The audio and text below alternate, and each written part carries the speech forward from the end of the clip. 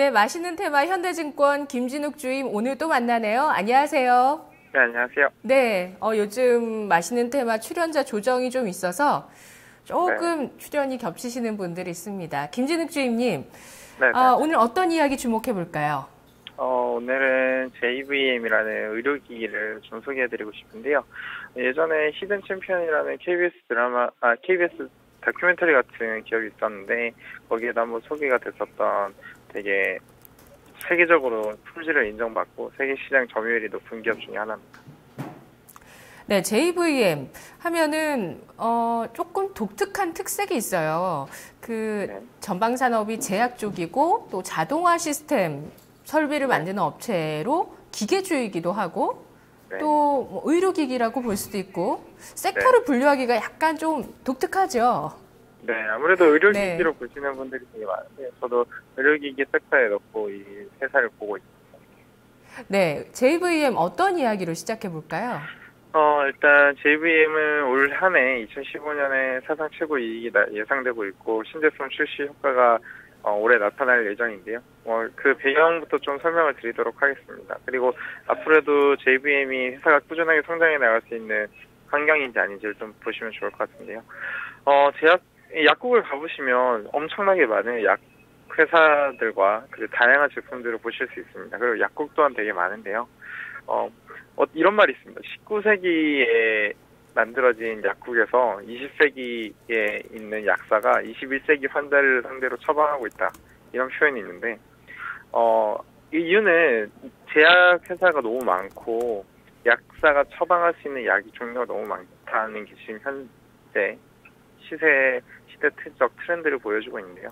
병원 역시 이런 의약품 관리 시스템이 많이 자동화되고 선진화되어 있는 구조가 아직은 아닙니다. 아무래도 사람들이 직접 제조를 하고 제약 관리를 하기 때문에 아직 자동화가 미미한데요. 미국 같은 경우에는 집중화 의학 자동 제조 서비스 시스템이 꽤 많이 올라와 있는데요. 2002년에는 20% 수준이었는데 지금 최근에는 60% 수준까지 많이 확대되고 있는 상황입니다.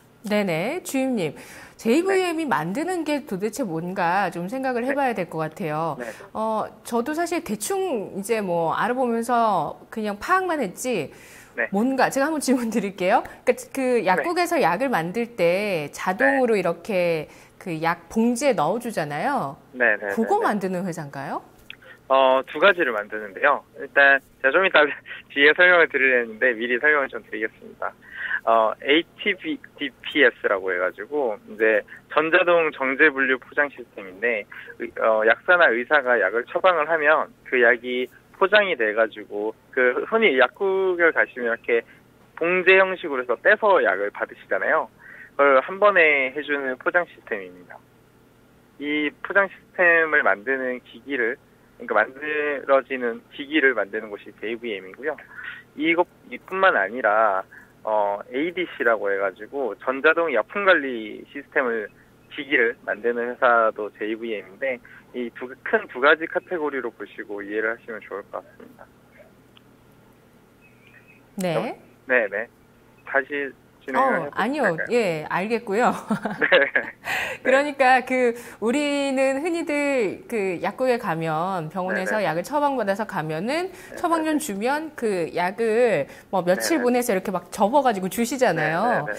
이게 우리나라만의 좀 독특한 그런 형식인가 봐요. 왜냐면 지금 다음 이야기가 한국형 파우치라고 얘기가 단어가 나오거든요. 네네네. 네. 제가 다 좀 진행을 하면서 설명을 추가적으로 드리도록 하겠습니다. 일단 글로벌 시장 내에서 한국형 파우치 처방이 좀 증가할 가능성이 높은데요.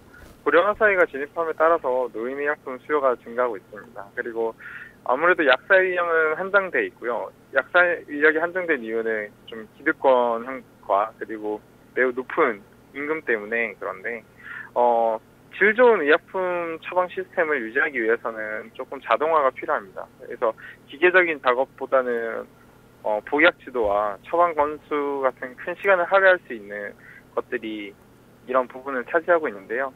이 부분을 해소해 줄 수 있는 것이 HTTPS, 아까 말씀드렸던 전자동 정제 분류 포장 시스템입니다. 각국의 제조 문화를 조금 보시면 국내 같은 경우에는 70에서 80% 정도 HDPS가 보급이 되어 있는데요. 유럽이나 중국, 미국 같은 경우에는 아직 좀 그 포장 시스템 보급률이 낮습니다. 임금 같은 경우에는 대부분 비슷하고 북미가 좀 높은 상황이고, 뭐 아직 중국은 의료가 발달하지 않았기 때문에 뭐 박스 형식으로 그냥 약을 무한정 많이 사고 있는데요. 파우치 시스템이 약을 남용하는 것을 좀 막을 수 있기 때문에 그리고 훨씬 더 자동화되어 있기 때문에 약사로서는 약을 판매하기가 편하죠. 그리고 미국 같은 드라마를 보시면 그 노란 캡슐에 약을 담아가지고 보관을 하시는 걸 볼 수가 있는데요. 네. 위생적으로도 진공 포장이 된 상태 그리고 약 보관하기에도 훨씬 더 파우치 시스템이 더 좋은 상황입니다. 그래서 국내 같은 경우에는 이렇게 잘 발달이 되어 있는데 아직 HDPS 보급률이 해외에는 좀 낮기 때문에 이 시장도 노려볼 수 있는 시장이고요. 네네. 그리고 중국 모멘텀이 예상된다고 하셨는데요. 네. 진짜 실제로 중국 진출 계획이 있나요? 중국 시장이 열려야 이 포장 시스템 같은 경우에는 진입이 될 텐데요. 중국 의약분협이 시행이 되는 게 2016년으로 예상하고 있습니다. 그래서 2016년 이후에는 새로운 마켓이 생기기 때문에 뭐 JVM 같은 경우에는 새로운 모멘텀으로 작용할 수 있을 거라고 생각되고 있고요. 중국 정부 또한 이 의약분업에 관련한 신경과 준비를 많이 하고 있기 때문에 JVM 같은 경우는 새로운 시장이 도래할 수 있다.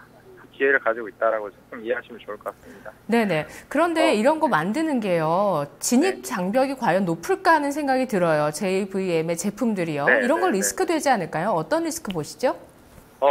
리스크는 기술력의 진입 장벽은 사실 이 회사가 가지고 있는 시장의 포지셔닝이 니시 마켓입니다. 그러니까 그렇게 큰 시장은 아니지만 그렇다고 작지는 않은 시장이고 앞으로 성장하고 있는 산업인력 신규 진입자가 할 수 있긴 하지만 아무래도 그동안 이 회사는 1970년대부터 회사가 지속돼서 이 사업을 영위하고 있거든요. 그래서 이 회사만의 축적된 노하우와 영업망을 상당히 깨부수기 어렵다. 그리고 지금 MS가 70%가 넘어가고 있습니다. 각 글로벌리 높은 시장 점유율을 가지고 있는데 이런 걸 깨부수고 들어온다고 하더라도 오히려 시장이 커짐으로써 참여자가 많아지는 것이 크게 우려할 상황은 아니라고 보고 있고요. 단지 위기로는 지금 코스닥 시장이 과열 분위기가 되고 있는데 의료기기들의 밸류에이션이 상당히 높습니다. 뭐 루트로닉이라든지 뭐 다른 기타 의료기기들의 밸류에이션이 높은 편인데 만약에 이 밸류에이션이 높다라고 투자자들이 인식을 해버리면 JVM의 밸류에이션도 좀 약간 부담스러울 수도 있다라는 게 한 가지 우려가 될 수 있기 때문에. 네네. 시장 점유율이 70% 되는 게 국내뿐만 아니라 전 세계적으로 JVM이 70% 잡고 있다고요?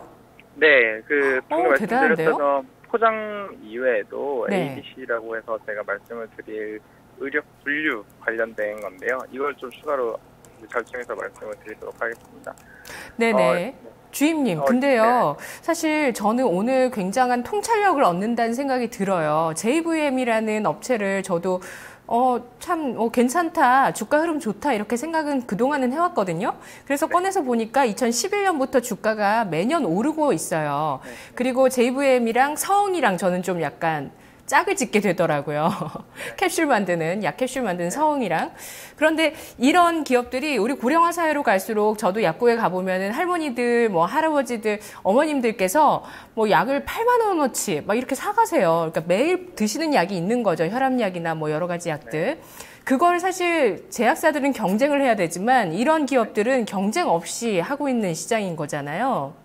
이거 다시 한번 저는 생각하게 된다는 계기가 되는 것 같고요. 이게 또 통찰력인 것 같고요. 뿐만 아니라 우리 시장뿐만 아니라 전 세계적으로 이 시장이 커지고 있다는 점 오늘 좀 강조를 해주시는데요. 그러면 앞으로 JVM 주가가 좀 탄력적으로 움직일 수 있을지 모멘텀들 짚어볼까요?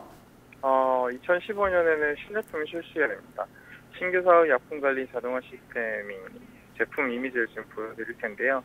이 약을 통해서 약물 상호 간의 작용을, 그러니까 약이 섞여 있다 보면 약물 간에 서로 이렇게 상호작용을 일으키기도 하고요. 그리고 만약에 간호사나 뭐 조제를 할 때 실수로 할 수 있는 것을 기계가 하기 때문에 오류를 최소화할 수 있습니다. 그리고 의약품이 그러니까 투여가 되는 걸 병원에서는 이제 어떤 환자에게 얼만큼 약품이 투여가 됐는지 정확하게 추적을 할 수 있고요. 트래킹을 할 수 있고요. 그럼으로써 약화 사고라든지 의료 사고에 대한 리스크가 줄어들 수 있습니다. 그리고 투약 시간이라든지 투약 비용 같은 것을 정확히 체크할 수 있고요. 그리고 간호사와 양무 간의 이제 업무 효율성도 상당히 제고될 수가 있고요. 계약 재고에 대한 판단도 확실해지기 때문에 재고 리스크 관리도 되게 편해질 수가 있습니다. 얼마 전에 뉴스에 나왔었는데, 미국의 어떤 간호사 약사가 약을 처방을 하다가 그 약에 성분을 해서 암에 이렇게 걸렸다는 게 있었는데, 그런 문제도 다 해결할 수 있는 의료기기가 되지 않을까 생각하고 있습니다. 이런 지금 신규 출시되는 ADC를 토대로 해서 한국의 ADC 잠재 시장 규모를 추산한 데이터를 보시면 상위 40개, 10대 병원 ADC 수요만 조사를 해도 병상수 기준으로 했을 때 50병상당 한 대씩 공급을 한다고 하면 한 2천억 정도, 20병상당 한 대씩 공급을 한다고 하면 4천억 정도의 예상 시장이 열리게 되는데요. 지금 한국 같은 경우에는 방금 말씀드렸던 ADC가 미보급 상태입니다. 그래서 2015년에 병원들과 협의를 하고 있는 상태고, 아마 2분기, 3분기 되면 매출로 이어지지 않을까 생각이 되고 있는데요. 한국 ADC 시장을 만약에 JVM이 석권을 한다면 매출이 큰 폭으로 뜰 수 있고, 이런 것은 주가로 이어지지 않을까 생각을 하고 있습니다. 네, 전략 세워보겠습니다. 생각보다요, 영업이익 규모가 연간 크진 않아요. 한 네. 180억 정도 하고 있는 기업인데요. 전략을 세워보죠. 얼마에 살까요? JVM 같은 경우에는 일단 주가에 작용을 할 것은 상반기 ADC 내수 공급 계약이 체결이 된다면 바로 주가에 반응을 할 것이라고 보고 있고요. 지금 의료기기 업종 내비했을 때 밸류에이션이 상당적으로 좀 싼 편입니다. 루트로닉이나 휴비츠, 뷰럭스, 오스트리안 임플란트들이 평균 2015년 밸류에이션이 26배에서 30배로 받고 있다고 보면, JVM 같은 경우에는 안정적인 매출 성장과 이익률에 반했을 때 15배 정도 수준에 거래되고 있는데요. 이 가격을 주가에 촉매제로 작용한다는 ADC가 계약이 확정된다면 좀 상당히 빠르게 상승을 할 수 있을 거라고 생각하고 있습니다. 2016년에는 이 방금 말씀드린 ADC 매출 비중이 30%까지 올라간다고 가정을 했을 때, 매수가는 6만 원 정도 보시면 6만 원에서 6만 2천 원 사이에 잡으시면 좋을 것 같고요. 목표가는 짧게는 8만 원입니다. 장기로는 10만 원까지 가셔도 좋을 것 같고요. 손절가는 5만 7천 원 제시해 드리도록 하겠습니다. 네, 알겠습니다. 손절가 짧게 잡으면서 위쪽으로는 좀 넓게 보고 있습니다. 잘 들었습니다. 네, 감사합니다. 고맙습니다. JVM에 숨겨져 있는 테마는 자동화 설비, 의료기기, 가격 매력이었습니다.